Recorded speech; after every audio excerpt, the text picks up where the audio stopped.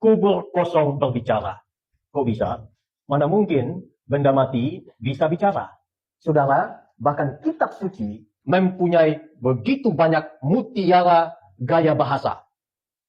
Daud, waktu dia memuji Tuhan, di dalam Mazmur 19 dia katakan, langit menceritakan kemuliaan Allah. Cakrawala memberitakan pekerjaan tangannya. Apakah langit bicara? Tidak. Apakah cakrawala bisa untuk memberitakan seperti saya menyampaikan kepada saudara? Juga tidak. Musa juga ketika memberi nasihat kepada orang Israel, menjelang perpisahan dia dengan orang Israel, mereka akan masuk ke tanah Kanaan, lalu dia menyampaikan nasihat, lalu Musa katakan, aku memanggil langit dan bumi menjadi saksi di antara engkau dan Tuhan. Menjadi saksi daripada kehidupanmu. Kelak akan seperti apa? Langit, bumi tidak bisa bercerita, tidak bisa berkata-kata, menjadi saksi. Tetapi itu adalah gaya bahasa. Itu yang disebut sebagai majas. Waktu saya menyampaikan kepada saudara, kubur kosong berbicara, saya menambahkan dua majas di dalamnya. Yang pertama, majas personifikasi, itu memperlakukan benda-benda mati seolah-olah hidup. Waktu saya katakan kubur berbicara, kubur itu tetap mati. Tetapi saya memandangnya sebagai sesuatu untuk menyampaikan pesan. Itu personifikasi. Lebih dalamnya lagi, waktu saya katakan tema ini, ada sesuatu yang ingin disampaikan dari tema kita, kubur kosong berbicara. Ini yang saya tangkap, yang saya juga sebut sebagai gaya bahasa metafor. Saudara yang dikasihi oleh Tuhan, ayat yang saya baca tadi adalah sanggahan dan tipu muslihat yang dilakukan oleh ahli-ahli Taurat, oleh imam-imam kepala, oleh tua-tua agama Yahudi. Waktu itu pasca kebangkitan Tuhan dari kematian. Saya akan sampaikan beberapa kasus yang sampai hari ini masih didengar tentang hiruk pikuk daripada kematian daripada Tuhan kita. Ada yang katakan Tuhan Yesus itu tidak mati. Tuhan Yesus sebenarnya tidak mati, tetapi ada sosok lain yang diserupakan dengan Tuhan, lalu orang yang diserupakan itulah yang mati. Benarkah demikian? Saudara, dengan statement itu sebenar, yang pertama, statement itu dan orang yang mengajar itu menyangkal bukti-bukti sejarah dan menyangkal sejarah daripada kehidupan Tuhan Yesus. Yang kedua, karena ini adalah fondasi iman kita, ini dapat disebut sebagai penistaan agama kita. Tetapi kita tidak peduli dengan itu. Karena kita berdiri di atas batu karang yang sudah mati setelah itu bangkit. Apa kata orang? Silakanlah. Tetapi saya dan saudara bukan hanya percaya, tapi kita harus tahu pasti bahwa Tuhan kita sudah pernah mati, tetapi yang mati itu sudah bangkit. Sekarang dia ada di surga, dia akan datang kembali kali kedua untuk menjadi hakim bagi dunia ini. Lalu kalau bukan Tuhan yang disalib, siapa? Nah, ini berkembang setidaknya 3 kelompok dengan 3 argumen yang berbeda-beda. Yang pertama katakan, kalau bukan Yesus yang disalibkan, maka yang ganti dia adalah Yudas Iskariot. Itu adalah pengkhianat dalam segi iman kita. Dan memang buktinya begitu. Dia yang menjual Tuhan Yesus, kemudian Tuhan ditangkap. Jadi Yudas Iskariot itu adalah pengkhianat. Dari perspektif iman kita, sekaligus dari bukti-bukti dan fakta sejarah. Lalu sekarang saya akan sampaikan buktinya bahwa tidak mungkin Yudas ini yang mati menggantikan Tuhan Yesus di kayu salib. Yang pertama, Yudas menyesal atas apa yang dia sudah lakukan. Lalu setelah dia menyesal, yang kedua, dia kembalikan uang yang sudah dia dapatkan dari harga menjual Tuhan Yesus. Yang ini belum ada buktinya. Selanjutnya, ini dia yang kena. Selanjutnya, Yudas pergi gantung bunuh diri. Dia pergi menggantungkan dirinya di atas pohon, dia bunuh diri dengan cara demikian. Kemudian, setelah itu pasca beberapa hari, dia jatuh dari gantungan itu, jatuh lalu perutnya pecah, lalu keluar semua ususnya. Itu adalah fakta. Jadi tidak mungkin ada 2 Yudas, yang satu disalib, yang satu mati dengan keluar semua, tali perutnya keluar setelah dia jatuh dari gantungan. Hanya satu Yudas. Dan Yudas yang benar itu adalah yang sudah mati gantung diri itu. Ini terpatahkan. Lalu yang kedua mengatakan, oh bukan Yudas. Itu adalah Simon orang Kirene. Di dalam teks mengatakan kepada kita, bukti sejarah mengatakan kepada kita, bahwa Simon orang Kirene ini adalah orang yang membantu Tuhan Yesus untuk membawa salib daripada Tuhan Yesus sampai ke Bukit Golgota. Sudah perhatikan, di satu waktu yang sama, satu tempat yang sama, ruang yang sama, ada Tuhan Yesus, ada Simon orang Kirene. Lalu berjalan bersama-sama, sampailah di Bukit Golgota. Kemudian dibilang, Simon orang Kirene yang disalibkan. Dari mana masuk akalnya? Logikanya seperti apa? Maka ini pun terpatahkan. Karena Simon orang Kirene menonton penyaliban itu, tapi bukan dia yang disalib. Dia tahu persis yang disalib itu adalah Tuhan Yesus. Saudara, saya paham. Dan saudara perlu paham, mengapa ini harus diserang. Iman kita itu dibangun di atas fondasi kematian dan kebangkitan Tuhan kita. Kita diselamatkan oleh pengorbanan Tuhan di atas kayu salib, mati tetapi bangkit kembali daripada kematian. Kalau ini digoyang, lalu ini dihancurkan, kita tidak punya fondasi atas iman kita. Kalau kita tidak punya fondasi, maka sia-sialah kita percaya kepada Tuhan. Maka sia-sialah kita ada di tempat ini, hari ini, di sini. Jadi itu tidak mungkin. Tetapi, karena ada penjelasan seperti ini, berkembang lagi. Dikatakan, oh itu yang mati di salib yang diserupakan adalah orang yang siap mati untuk Tuhan. Dia adalah orang yang begitu taat. Apa kata Tuhan? Intinya siap mati. Tetapi saudara, pertanyaannya, siapa? Siapa yang siap mati untuk Tuhan? Kalau dari sisi psikologi saja dan sosial, yang paling memungkinkan untuk mati bagi Tuhan adalah 12 murid Tuhan. Tapi persoalannya, yang pertama sudah mengkhianati Tuhan, kemudian dia mati bunuh diri, yaitu Yudas Iskariot. Tinggal 11. Nah, yang 11 ini waktu Tuhan ditangkap, tidak ada yang berani dekat. Semua menghilang. Semua tercerai-berai. Tidak ada satupun yang standby untuk mendukung Tuhan. Bahkan Petrus mengkhianati Tuhan Yesus, menyangkal Tuhan Yesus. Sekali lagi, Petrus menyangkal Tuhan Yesus 3 kali.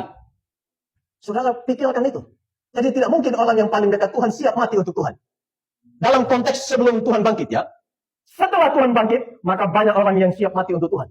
Dari yang 11 tadi, tinggal 1 yang bisa usia sampai tua, yaitu Rasul Yohanes. 10 mati syahid. Ada yang mati dipenggal, disalib kepala ke bawah. Dan matinya tidak ada yang mati karena tua. Semua mati karena nama Tuhan. Siap mati. Tetapi konteks sebelum Tuhan bangkit, tidak begitu. Semua murid Tuhan hilang. Tidak ada yang dekat. Hanya beberapa waktu kemudian datanglah Yohanes, juga beberapa murid yang lain, dan para perempuan. Jadi saudara, ini tidak mungkin bisa mendukung statement atau keyakinan berdasarkan asumsi saja sebenarnya bahwa Yesus tidak mati. Sekali lagi, orang yang mengajarkan bahwa Yesus tidak mati itu hanya asumsi. Itu tidak berdasarkan fakta-fakta historis.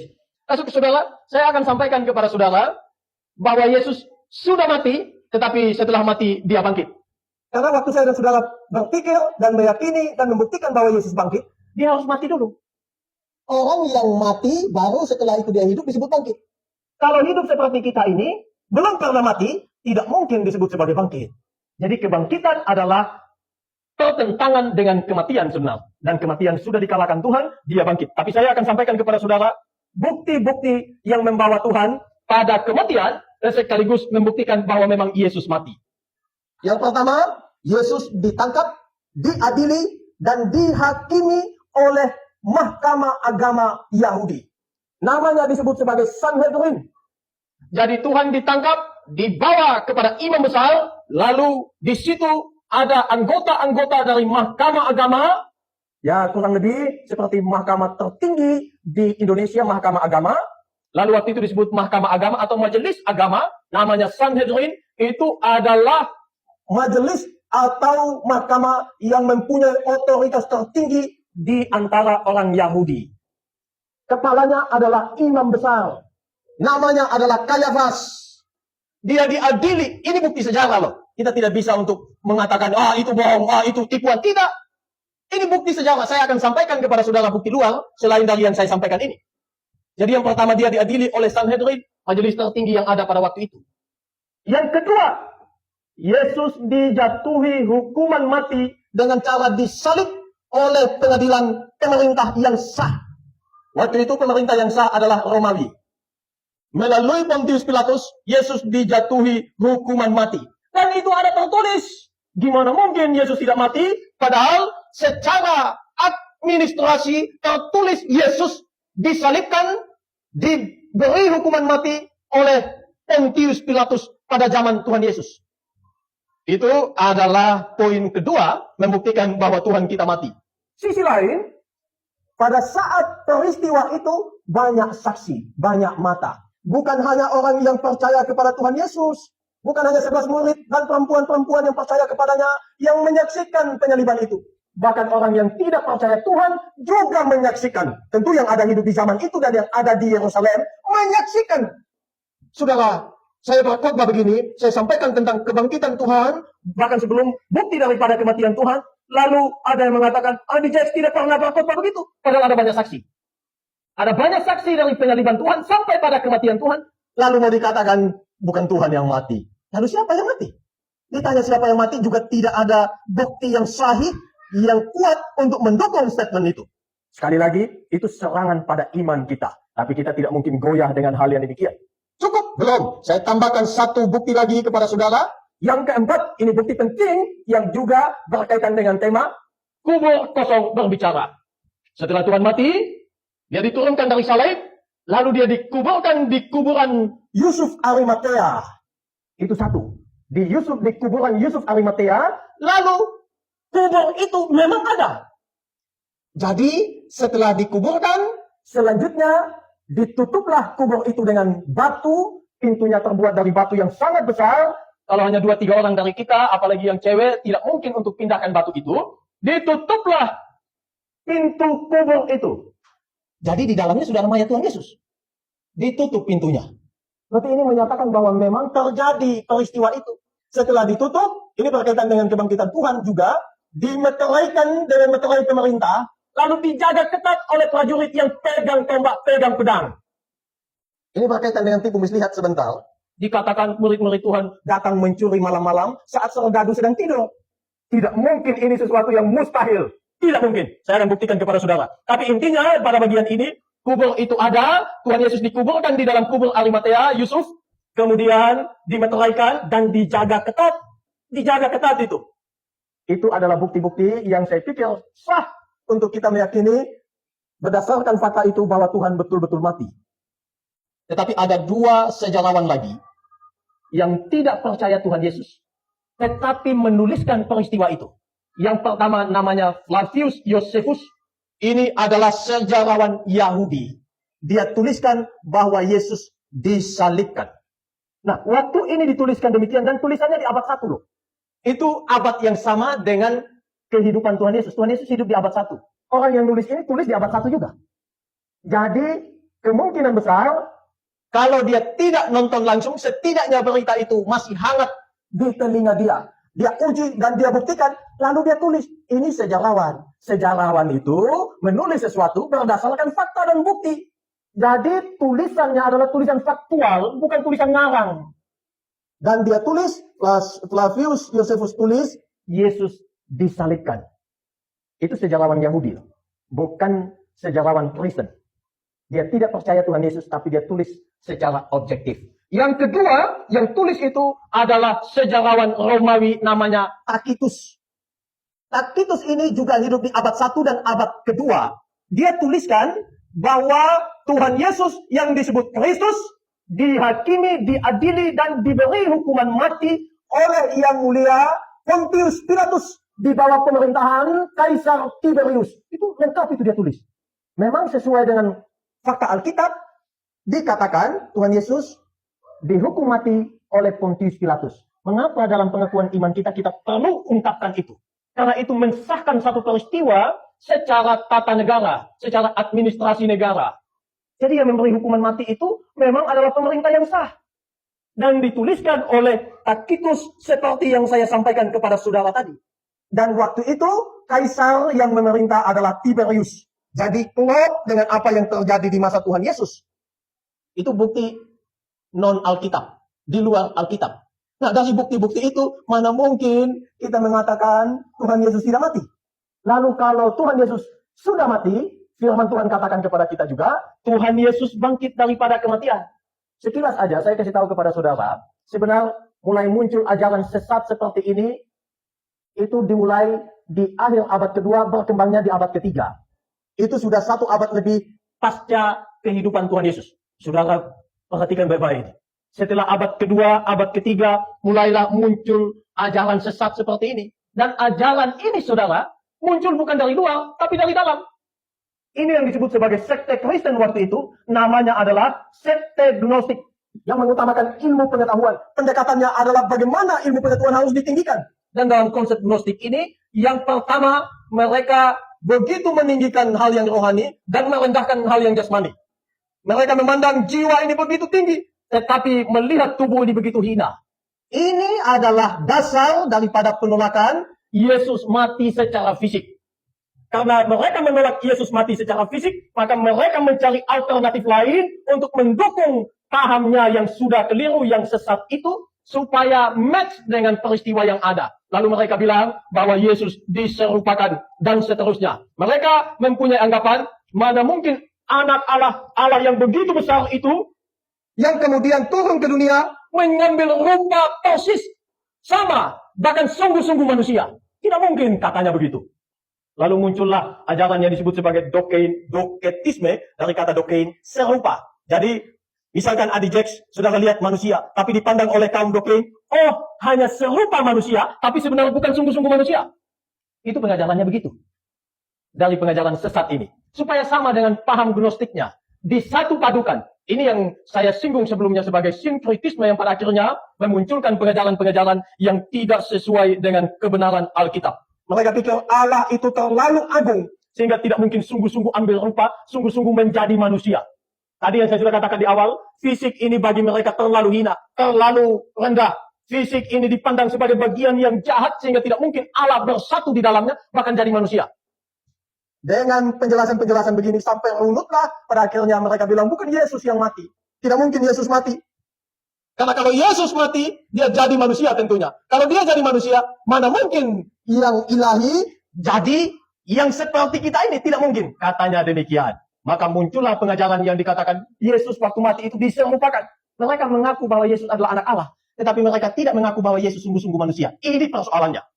Padahal firman Tuhan katakan Yesus adalah anak Allah. Satu poin. Yang kedua, Yesus sungguh-sungguh manusia. Mereka membuang Yesus sungguh-sungguh manusia. Lalu pada akhirnya seperti yang saya katakan tadi. Konsekuensinya adalah tidak mungkin Yesus mati. Karena yang mati itu harus manusia. Sedangkan mereka akui Yesus bukan manusia sejati. Jadi mudah-mudahan bisa paham maksudnya. Kemudian ada tokoh dari antara mereka namanya Basilides. Mengatakan yang mati di kayu salib itu adalah Simon orang Kirene. Ini muncul abad ketiga. Pengajaran yang mengatakan Yesus diserupakan mulai muncul abad ketiga. Kemudian terus berkembang, abad ketujuh muncul lagi. Yang mengatakan Yesus tidak mati, tapi diserupakan. Terus sampai abad ke-16, muncul yang disebut sebagai Injil Barnabas. Padahal banyak sekali omong kosongnya di dalam Injil itu. Saudara, secara saintifik saja itu gampang dipatahkan. Tidak usah masuk isi dulu, lihat dulu kulitnya lah. Karena waktu di zaman Tuhan tidak menggunakan petel seperti yang dipakai di abad 16. Bahasanya pun bahasa Eropa, bahasa Italia yang modern di abad 16 ke atas. Mana mungkin yang begini bisa hidup di abad 1 di zaman Tuhan? Banyak sekali, tapi poin saya bukan dalam konteks itu. Yang saya ingin tekankan, karena Injil Barnabas ini mengatakan Yesus diserupakan, lalu yang mati itu adalah Yudas Iskariot.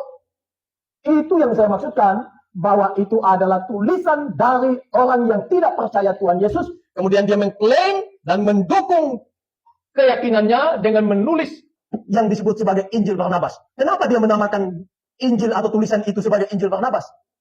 Karena itu nanti akan bisa menyaingi Injil-Injil yang kita pegang. Injil Matius, Markus, Lukas, Injil Yohanes. Semua Injil. Supaya sama katanya otoritasnya, namanya dipakai Injil. Lalu dipakai Barnabas. Barnabas itulah penginjil yang sesamaan dengan Paulus. Jadi mereka pikir ini bisa dipakai. Itu pikir dari sang penulis. Tapi dia lupa bahwa zaman ini terus berkembang. Sekarang gampang dibuktikan omong kosongnya. Gampang dibuktikan. Sama seperti saudara pernah mungkin dengar Lord Rangga, itu yang punya katanya Sunda Empire, kalau pernah dengar itu ya, dia dikatakan pemilik Sunda Empire. Dia katakan sekali waktu sudah meninggal orangnya, tapi saya sampaikan apa yang menjadi pernyataan dia. Dia bilang PBB itu lahir di Bandung. Saudara pikirkan, PBB itu lahir di Bandung. Padahal PBB, Perserikatan Bangsa-Bangsa, lahirnya di San Francisco di Amerika Serikat. Tanggalnya jelas, tahunnya jelas, bulannya jelas. Itu di tanggal 24 Oktober tahun 45, tahun yang sama tahun kemerdekaan kita. Dan PBB itu muncul sebagai antisipasi supaya tidak terjadi peperangan dunia ketiga lagi. Yang pertama, Liga Bangsa-Bangsa gagal. pada akhirnya muncul peperangan Perang Dunia Kedua, yang pada akhirnya ini memunculkan Perserikatan Bangsa-Bangsa. Lalu katanya lahirnya di Bandung. Saudara, kalau tidak ada bukti internet, jejak digital, pasti ada yang percaya. Saya pastikan pasti ada yang percaya. Walaupun dia sudah ngomong begitu, pengikutnya masih percaya loh. Itu sudah bayangkan. Bukti sejarah sudah ada. Tapi masih ada yang percaya bahwa perkataan Lord Rangga ini benar.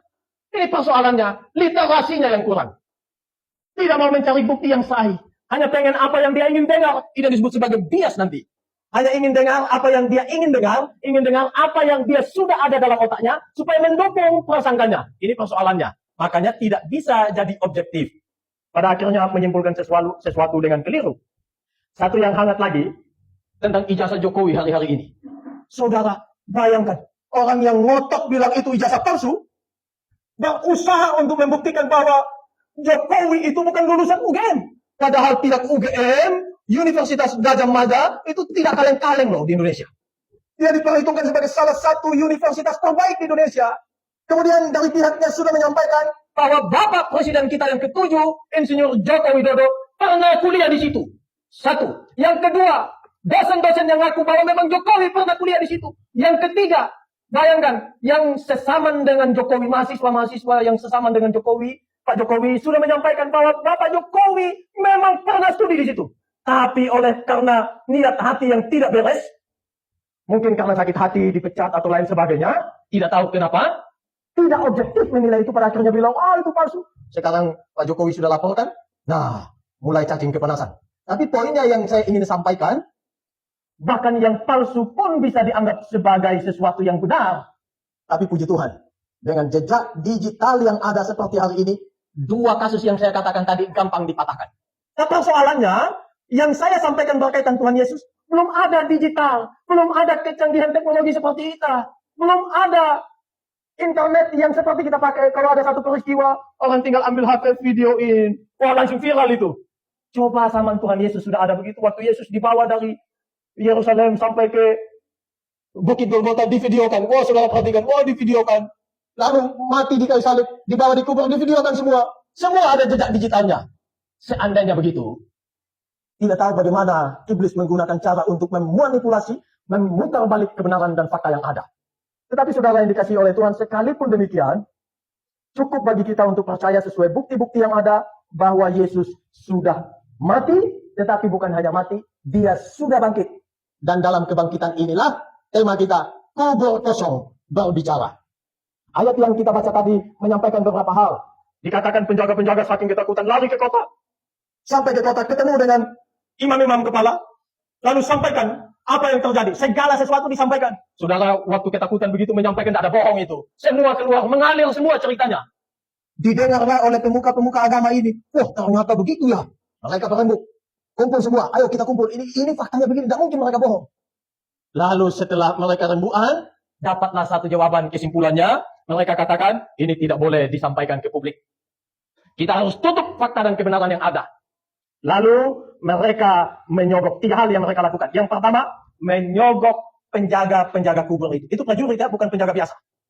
Mereka menyogok prajurit yang menyaksikan langsung peristiwa dahsyat di kuburan itu.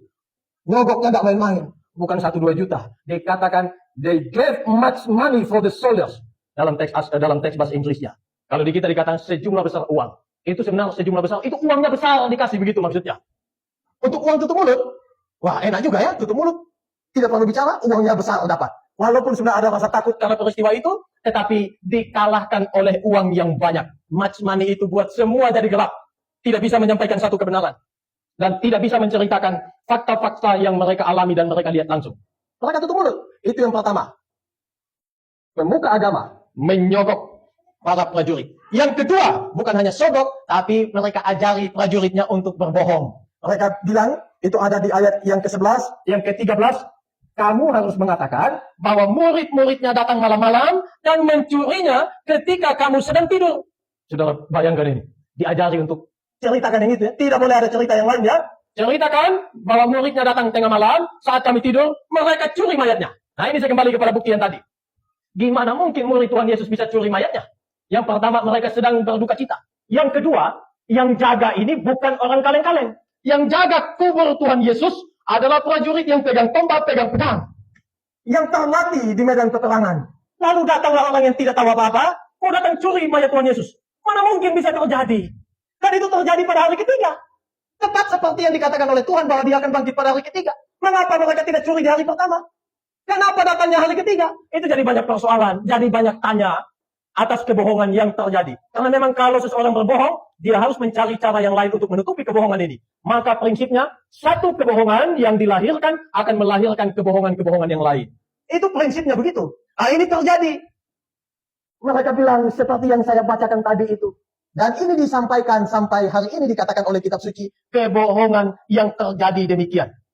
Selain itu sebenarnya, saudara, saya sudah katakan tadi, kubur itu ditutup oleh batu yang besar. Jadi kalau orang yang lagi tidak bersemangat, lagi berduka cita, itu aja sudah menghilangkan sebagian tenaganya. Datang mencuri malam-malam lagi. Ngapain seperti itu? Mereka sedang takut. Sekarang datang curi mayat Tuhan Yesus. Itu sesuatu yang tidak masuk di akal. Karena tidak mungkin mayat Tuhan dicuri oleh demikian. Selain ditutup oleh batu yang besar, batu itu dimeteraikan loh. Siapa yang berani melepas segel itu, meterai itu, nyawanya yang dipertaruhkan. Nyawanya yang dipertaruhkan. Ini tidak main-main. Tidak mungkin juga para murid Tuhan memberikan nyawanya seperti itu, padahal di awal mereka sudah ketakutan begitu rupa, pada akhirnya mereka meninggalkan Tuhan. Jadi saudara yang dikasihi oleh Tuhan, itu adalah tindakan kedua yang dilakukan oleh ahli agama waktu itu. Tapi masih ada satu lagi. Dikatakan di dalam ayat 14, saya singkatkan, mereka siap pasang badan.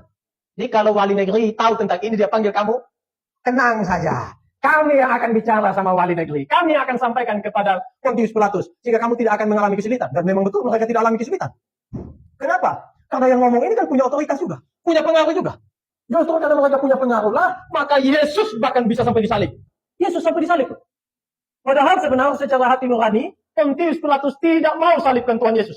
Tetapi karena tekanan politik dan agama, oleh karena otoritas yang dipunyai oleh pemuka-pemuka agama, maka Yesus sampai disalibkan.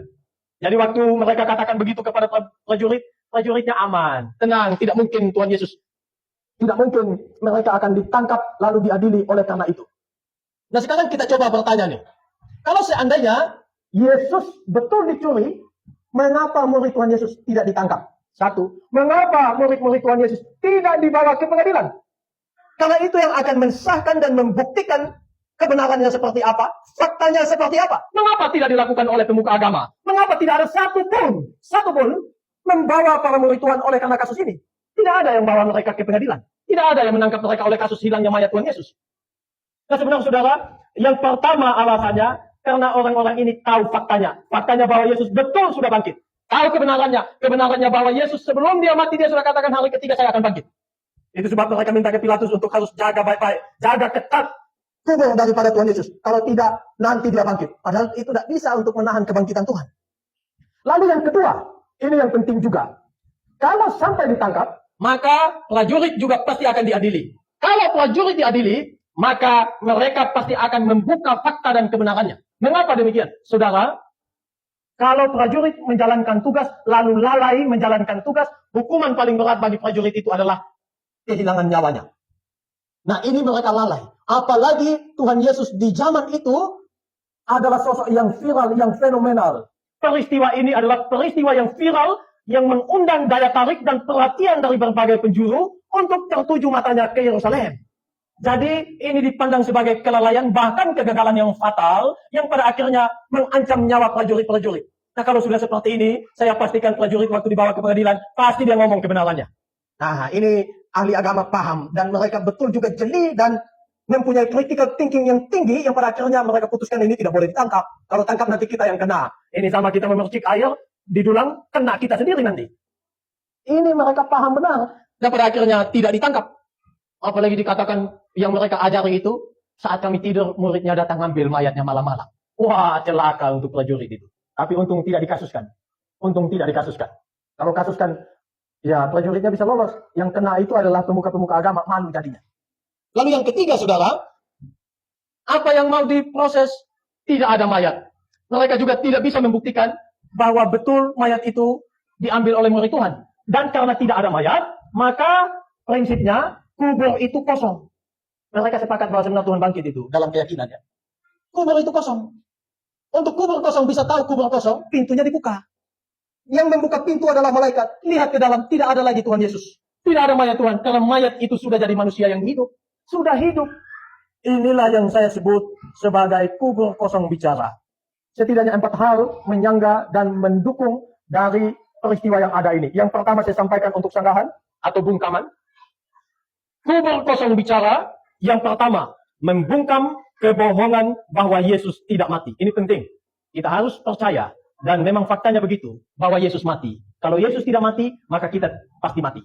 Kalau Yesus tidak mati, kitalah yang mati. Kalau Yesus mati, ada kemungkinan kita diselamatkan. Itulah faktanya. Dan kubur kosong ini membuktikan hal demikian. Membungkam kebohongan bahwa Yesus tidak mati. Yang kedua, kubur kosong berbicara. Membungkam kebohongan bahwa mayat Yesus dicuri. Saya sudah sampaikan fakta-faktanya tadi. Itu membungkam pendapat dari pemuka-pemuka agama. Mempermalukan mereka sebenarnya dari kubur kosong berbicara. Lalu yang ketiga, kubur kosong berbicara membuktikan bahwa Yesus bangkit. Kuburnya udah kosong, Tuhan tidak ada lagi di situ. Itu tandanya Tuhan sudah bangkit. Kubur kosong itu berbicara demikian. Yang keempat, menyatakan bahwa Yesus hidup selama-lamanya. Dia sudah bangkit, tapi tidak mati lagi. Lazarus waktu bangkit, dia mati lagi. Yesus waktu bangkit, dia hidup selama-lamanya. Selama 40 hari, Tuhan ada di bumi setelah Tuhan bangkit. Setelah 40 hari, Tuhan naik ke sorga. Sekarang Tuhan Yesus ada di sorga. Akan datang waktunya Tuhan datang kembali yang kedua kali. Jadi saudara yang dikasihi oleh Tuhan, 4 poin itu penting. Kubur kosong berbicara. Yang pertama, membungkam kebohongan bahwa Yesus tidak mati. Yang kedua, membungkam kebohongan bahwa mayat Yesus dicuri. Yang ketiga, membuktikan bahwa Yesus sudah bangkit. Dan yang keempat, membuktikan bahwa Yesus hidup selama-lamanya. Tuhan kita ada di sorga. Dia akan datang. Tentu kali kedua Tuhan kita akan datang. Poinnya adalah kubur kosong sudah berbicara. Sekarang giliran saudara berbicara tentang kebangkitan daripada Tuhan kita kepada orang lain. Saya ulang kalimat penting ini untuk saya tutup khotbah ini. Kubur kosong sudah berbicara. Giliran saya dan saudara yang berbicara kebangkitan Tuhan Yesus. Sampaikanlah kebangkitannya kepada sesama. Di situ letak keselamatan kita, di situ ada pengharapan, di situ ada kehidupan yang kekal. Tuhan berkati kita sekalian.